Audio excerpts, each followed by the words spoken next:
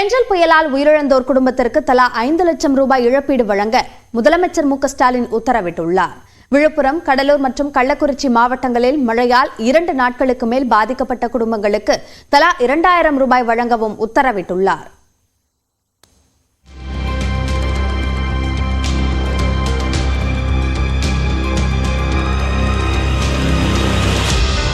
தமிழ்நாட்டை புரட்டி போட்ட பெஞ்சல் புயல் மற்றும் மழை வெள்ளத்தால் பாதிக்கப்பட்ட மக்களுக்கு நிவாரண உதவி வழங்குவது தொடர்பாக முதலமைச்சர் மு.க.ஸ்டாலின் ஆலோசனை மேற்கொண்டார். சென்னை தலைமைச் செயலகத்தில் நடைபெற்ற இந்த கூட்டத்தில் தலைமை செயலாளர் முருகானந்தம் உள்ளிட்டோர் கலந்து கொண்டனர். துணை முதலமைச்சர் உதயநிதி ஸ்டாலின், விழுப்புரம், கடலூர், திருவண்ணாமலை மாவட்ட பொறுப்பு அமைச்சர்கள் பொன்முடி, எம்.ஆர்.கே. பன்னீர்செல்வம், ஏவா வேலு உள்ளிட்டோர் காணொலி காட்சி வாயிலாக பங்கேற்றனர். இந்த கூட்டத்தில் புயல் மழையால் பாதிக்கப்பட்ட மாவட்டங்களுக்கு நிவாரண உதவிகள் வழங்க முடிவு செய்யப்பட்டது. அதன்படி விழுப்புரம், கள்ளக்குறிச்சி, திருவண்ணாமலை, கடலூர், தருமபுரி, கிருஷ்ணகிரி மாவட்டங்களில் புயல் வெள்ளத்தால் உயிரிழந்தோர் குடும்பத்திற்கு தலா 5 லட்சம் ரூபாய் இழப்பீடு வழங்க முதலமைச்சர் உத்தரவிட்டார். இதேபோன்று சேதமடைந்த குடிசைகளுக்கு இழப்பீடு தொகையாக 10,000 ரூபாயும், முழுமையாக சேதமடைந்த குடிசைகளுக்கு கலைஞர் கனவு இல்ல திட்டத்தில் வீடு கட்ட முன்னுரிமை அளிக்கவும் உத்தரவிட்டார். மழையின் காரணமாக 33 விழுக்காட்டிற்கு மேல் பாதிப்படைந்த நெற்பயிர் உள்ளிட்ட இரவை பாசன பயிர்களுக்கு ஹெக்டேருக்கு 17,000 ரூபாயும், பல்லாண்டு பயிர்கள் மற்றும் மரங்கள் 33 விழுக்காட்டிற்கு மேலாக சேதமடைந்திருப்பின் ஹெக்டேர் ஒன்றுக்கு 25,000 ரூபாய் வழங்க முதலமைச்சர் மு.க.ஸ்டாலின் கேட்டுக் கொண்டார்.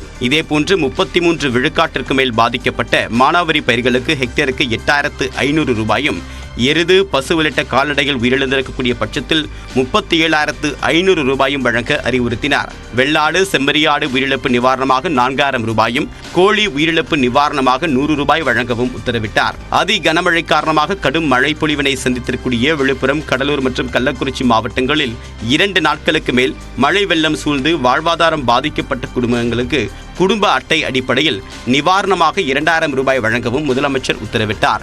மேலும் குடும்ப அட்டை உள்ளிட்ட முக்கிய ஆவணங்களை இழந்தவர்களுக்கு சிறப்பு முகாம்கள் நடத்தி புதிய சான்றிதழ் வழங்கவும், மழையால் பாதிக்கப்பட்ட மாணவ மாணவிகளுக்கு புதிய பாடப்புத்தகங்கள் வழங்கவும் முதலமைச்சர் உத்தரவிட்டார். அத்துடன் நிவாரணம் வழங்குவது தொடர்பாக தருமபுரி, கிருஷ்ணகிரி, திருவண்ணாமலை மாவட்ட ஆட்சியர்கள் தங்கள் மாவட்டங்களில் கடுமையாக பாதிக்கப்பட்ட பகுதிகளின் விவரங்களை அரசுக்கு அனுப்பி வைக்கும்படியும் முதலமைச்சர் அறிவுறுத்தியுள்ளார். புயலால் ஏற்பட்ட கனமழை காரணமாக விழுப்புரம், திருவண்ணாமலை மாவட்டங்களில் இயல்பு நிலையை மீட்டெடுக்க அரசு துரிதமாக செயல்பட்டு வருகிறது. கடலூரில் வெள்ளத்தால் பாதிக்கப்பட்ட பகுதிகளை துணை முதலமைச்சர் உதயநிதி ஸ்டாலின் ஆய்வு செய்தார்.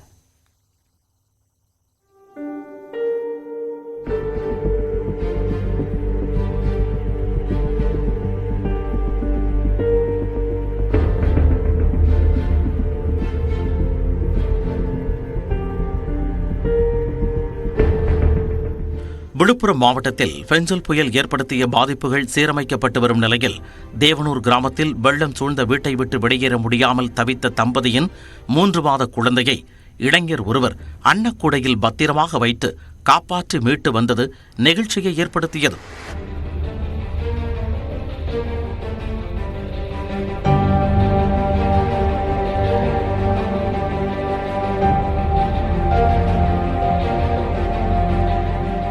விழுப்புரம் பேருந்து நிலையத்தில் சூழ்ந்த மழைநீரை அகற்றும் பணியில் தூய்மை பணியாளர்கள் மும்முரமாக ஈடுபட்டனர்.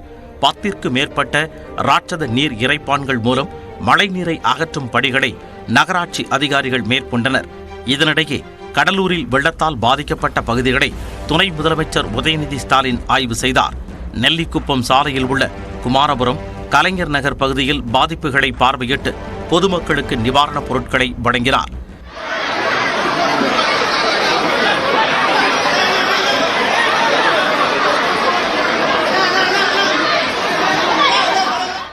பெரிய கண்டனார்குப்பம், பெரிய கங்கனாங்குப்பம் பகுதிகளை ஆய்வு செய்த துணை முதலமைச்சர் வெள்ள சேதங்கள் குறித்தும் பொதுமக்களுக்கு வழங்கப்பட்ட நிவாரணப் பொருட்கள் குறித்தும் அதிகாரிகளிடம் கேட்டறிந்தார்.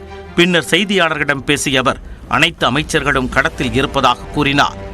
எல்லா இடத்துலயுமே முன்னெச்சரிக்கை ஏற்பாடுகள் செய்யப்பட்டிருக்கு. எல்லா இடத்துலயுமே முதலமைச்சர் உட்பட அனைத்து அமைச்சர்கள், மாவட்ட அமைச்சர்கள், பொறுப்பு அமைச்சர்கள், அரசு அதிகாரிகள் அனைவருமே களத்தில் இருந்தார்கள்.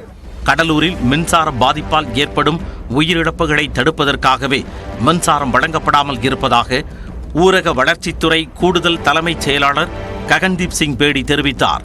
நியூஸ் 18 தமிழ்நாட்டின் சொல்லதிகாரம் நிகழ்ச்சியில் ஆசிரியர் கார்த்திகை செல்வனுக்கு தொலைபேசி வாயிலாக பதிலளித்த அவர் கடலூரில் படிப்படியாக மின்சாரம் வழங்க நடவடிக்கை எடுத்து வருவதாகவும் கூறினார்.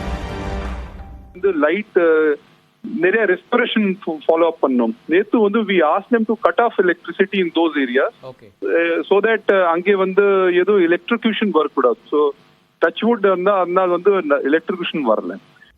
இந்நிலையில் திருவண்ணாமலையில் செய்யாறு, கொடநகர், தேவநேரி குப்பம் பகுதியில் அமைந்துள்ள குடியிருப்புகளை சுற்றி மழை நீருடன் கழிவுநீர் தேங்கிய நிலையில் கால்வாய் அமைத்து தர கோரி அப்பகுதியைச் சேர்ந்த 100க்கும் மேற்பட்டோர் சாலை மறியலில் ஈடுபட்டனர்.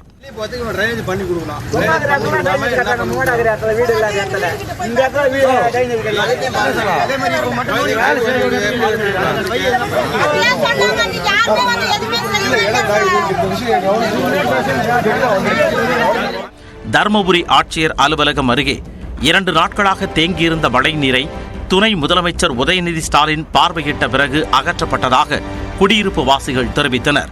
சுகர் பேஷண்ட்டுங்க நாங்கள் 2 பேரும் குழந்தைங்களை வச்சுட்டு அவஸ்தப்படுறோம்னு சொன்னதும் அவங்க வந்து ஃபயர் ஆஃபீஸ்க்கு சொல்லி அவங்க வந்து இப்போ ஹெல்ப் பண்ணி செஞ்சிட்டு இருக்காங்க. திருவள்ளூர் மாவட்டம் பழவேற்காடு அருகே ஆண்டார்மடம் பகுதியில் ஆரணி ஆற்றின் கரை சேதமடைந்து உடையும் அபாய நிலையில் இருப்பதால் அதனை சீரமைக்கும் பணியில் பொதுப்பணித்துறையினர் ஈடுபட்டனர். இதனிடையே புதுச்சேரி கிருமாம்பாக்கம் பகுதியில் வெள்ளம் சூழ்ந்த நிலையில் அறுபடை வீடு மருத்துவக் கல்லூரி தண்ணீரில் தத்தளிக்கும் நிலை ஏற்பட்டது. நோயாளிகள் பாதுகாப்பாக வேறு மருத்துவமனைகளுக்கு மாற்றப்பட்டனர். மருத்துவக் கல்லூரி விடுதியில் தங்கிய மாணவர்களும் டிராக்டரில் பயணித்து பாதுகாப்பான இடங்களுக்கு சென்றனர்.